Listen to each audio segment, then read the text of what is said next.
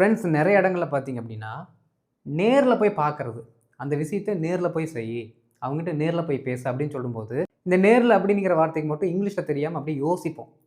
சரி, நமக்கு தெரிஞ்ச மாரி டிரான்ஸ்லேட் பண்ணி ஸ்ட்ரெய்ட்டா அப்படின்னு நம்ம சொல்லுவோம். ஆனா அது தப்பு. ஏன்னா நாங்களே அப்படி தான் யூஸ் பண்ணியிருக்கோம் காலேஜ்லாம் படிக்கும்பொழுது.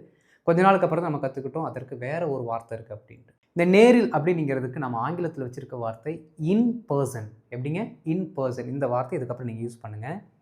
இந்த பர்ட்டிகுலர் வார்த்தைய சென்டென்ஸோட கடைசியில போட்டுருங்க. மீனிங் வந்துரும். அவர் என்னை நேரில் வந்து பார்த்தார். அவர் நேரா வந்து என்ன பார்த்தார். எப்படி? அவர் நேராவே எங்க வீட்டுக்கு வந்து என்ன பார்த்தார் அப்படின்னு நம்ம சொல்றோம். ஹி மெட் மீ இன் பெர்சன். நேரில் வந்து சந்தித்தார் அப்படின்னு நம்ம எழுதியிருக்கோம். ஹி மெட் மீ இன் பெர்சன்.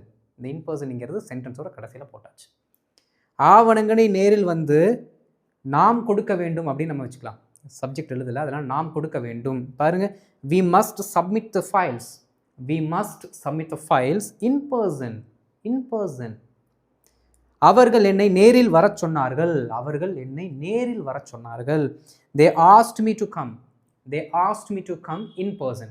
இன் பர்சன்ங்கிறத நீங்கள் மறக்கக்கூடாது. சென்டென்ஸோட கடைசியில் போட்டுக்கோங்க. போட்டால் ஒரு வேலையை நேரில் போய் நம்ம செய்கிறோம் அப்படிங்கிற அர்த்தத்தை கொடுத்துரும். அவள் அவரிடம் நேரில் போய் பேச வேண்டும். ஃபோன்லலாம் பேசுகிற வேலைக்கு ஆகாது. 1000 கால்ஸ் வரும்.